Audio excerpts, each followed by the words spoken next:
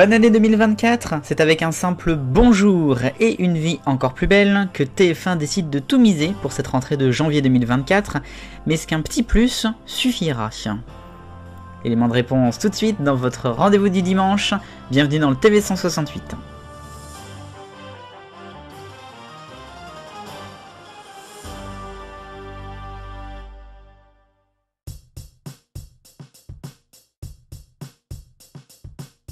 Janvier 2024, la rentrée des défis pour TF1. Cela faisait des années que l'on n'avait pas eu une refonte complète de la grille de journée.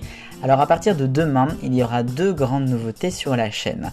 D'abord, à partir de 6h57 jusqu'à environ 9h30 arrivera Bonjour, la matinale de TF1 avec Bruce Toussaint à la barre, entouré de ses chroniqueurs qui seront plus ou moins tournants au fil des jours. On retrouvera notamment Christophe Beaugrand, Karima Charny, Ange Noiret pour la météo, Garance Pardigon pour les infos. Une matinale qui n'est pas sans rappeler celle qu'il a présentée sur Canal+ dans les années 2000. Est-ce que les fidèles de l'époque vont revenir sur TF1 ? On verra ça d'ici quelques jours. Qui dit nouvelle matinale dit donc plus ou moins disparition de Téfou. Téfou qui sera présent en semaine uniquement de 6h à 7h, puis basculera sur TFX. Téfou sera quand même présent un peu plus que d'habitude le samedi, poussera jusqu'à 11h05. La grande nouveauté, la deuxième de ce lundi, c'est également l'arrivée de Plus belle la vie, encore plus belle, retour du feuilleton culte de France 3 à partir de 13h40, placé judicieusement après le 13h à l'horaire des Feux de l'amour de l'époque. Plus belle la vie qui va essayer de retrouver également ses fidèles de France 3 et peut-être d'en attirer des nouveaux, à la fois à la télé mais aussi sur le digital puisque le paquet est mis sur internet cette année. À partir de demain, au revoir MyTF1 qui était présent depuis plus de 10 ans et bonjour TF1+, c'est la nouvelle plateforme du groupe avec des contenus exclusifs, des replays, des épisodes en avance, et puis 15 000 heures surtout de contenu. C'est beaucoup plus qu'il y avait sur MyTF1 ou MyTF1 Max. Le prix, un petit peu plus, c'est comme le nom, on passe de 4,99 à 5,99 par mois. On pourra retrouver quand même des saisons de Koh-Lanta, de la Star Academy ou encore toutes celles de Plus belle la vie. Est-ce que TF1 va réussir son pari ?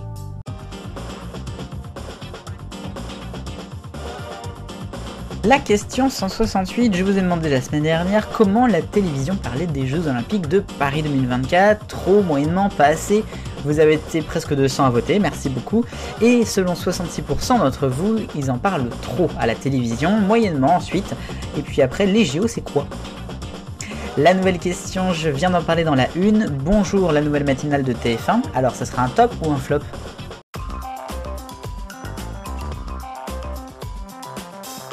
Sinon cette semaine dans le reste de l'actualité, on va rester un peu sur TF1 puisque cette année il y aura également le retour de Secret Story qui sera présenté par... on ne sait pas. Mais en tout cas on sait que Christophe Beaugrand serait intéressé d'en faire partie, évidemment sous certaines conditions, peut-être un peu plus de bienveillance, un peu moins trash. En tout cas il n'en a pas je crois parlé à l'heure actuelle avec les patrons, sauf langue de bois, mais ça l'intéresse. À noter que Karima Charny pourrait bien aussi hériter du poste. TF1, on continue avec la Star Academy qui se poursuit, on est donc dans le dernier mois maintenant du programme pour cette saison. La Star Academy qui a fait une petite buzz cette semaine avec la version espagnole, notamment sur X, alias Twitter, puisque actuellement il y a une Star Academy aussi en Espagne, il y a eu une sorte de mini crossover sur certaines vidéos, notamment TikTok, Insta, entre les deux programmes, ça a un petit peu fait le buzz, chacun s'est répondu un petit peu au fur et à mesure des vidéos. Troisième info, et on va parler de Michel Drucker qui était invité mardi de C'est à vous sur France 5 et il a notamment dit que sa fin de carrière qui était prévue en 2025, il devait prendre sa retraite notamment après les Jeux Olympiques, après ça a été repoussé à 2025, et bien c'est plus d'actualité, il va continuer encore plus, bon ça va un peu loin cette histoire là. A noter qu'il a dit notamment que Delphine Ernotte et Stéphane Sidbon Gomez l'ont sauvé, notamment lorsqu'il était à l'hôpital, moralement, dirons-nous. Et puis quatrième et dernière info dans ce rayon, on va parler de France 24 puisque Amaury Guibert, qui est le directeur maintenant de France 24, a annoncé toujours sur Twitter que le 26 février prochain il y aurait un grand changement pour la chaîne. Alors changement de logo, peut-être changement d'habillage, peut-être même un changement éditorial, qui sait, peut-être même de nom, on ne sait pas plus que ça. Ça va être à suivre parce que France 24 est quand même une chaîne regardée aux quatre coins de la planète.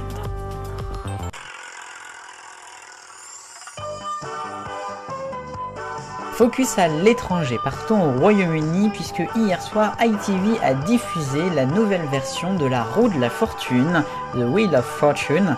C'était la deuxième version finalement puisqu'il n'y avait eu qu'une seule originale version entre 1988 et 2001 et donc un retour là en 2024, le samedi et le dimanche en soirée, présenté par Graham Norton, oui, l'immense Graham, qui cette année donc s'occupe de cette nouvelle émission avec la roue qui est toujours présente et puis il est tout seul désormais, il n'y a pas de plante verte / potiche en train de tourner les lettres, on pourrait le dire ainsi. À noter que cette version est donc diffusée là en janvier et en février, et puis il pourrait y avoir plusieurs épisodes ensuite. Je crois qu'il y en a 8 qui ont été commandés, peut-être un retour en France, qui sait après pour là une troisième version.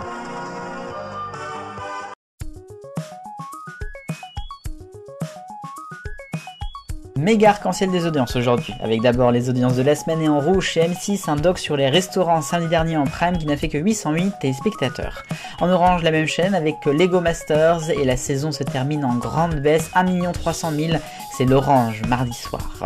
En jaune, c'est France 2 avec Bertrand Nabassomail, la nouvelle émission de Monsieur Chamerois n'a fait que 800 000 téléspectateurs en seconde partie de soirée, c'est encourageant certes pour la suite.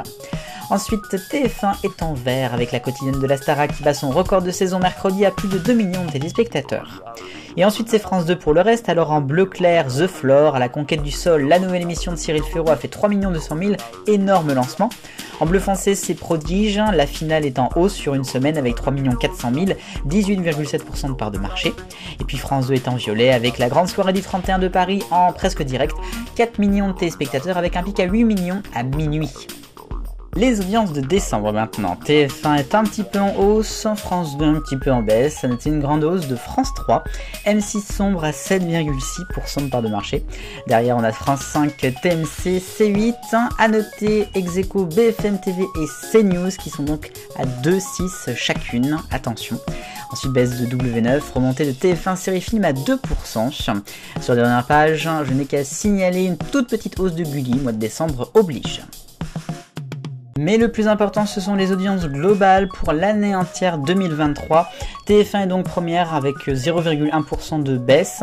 Grosse remontée de France 2, 15,3 maintenant. France 3 est à 9%, peine comme M6 à 8,1%. A noter ensuite la petite hausse de C8 à 3,1%, TMC est juste là aussi ex-aequo. BFM tombe à 3% seulement, Arte est stable. Ensuite la 10e position est évidemment occupée par W9 et CNews. CNews qui augmente donc à 2,3%. LCI fait une belle remontée aussi à 2% de part de marché. Derrière on a une toute petite baisse de RMC Découverte, une remontée de la chaîne de l'équipe, sinon c'est stable. Sur la dernière page, je n'ai pas grand chose non plus à signaler, on a quelques chaînes stables, petite baisse de Chéri 25 mais aussi de Énergie 12 et de Gulli qui tombe à seulement 1% maintenant de part de marché, c'est quand même moyen.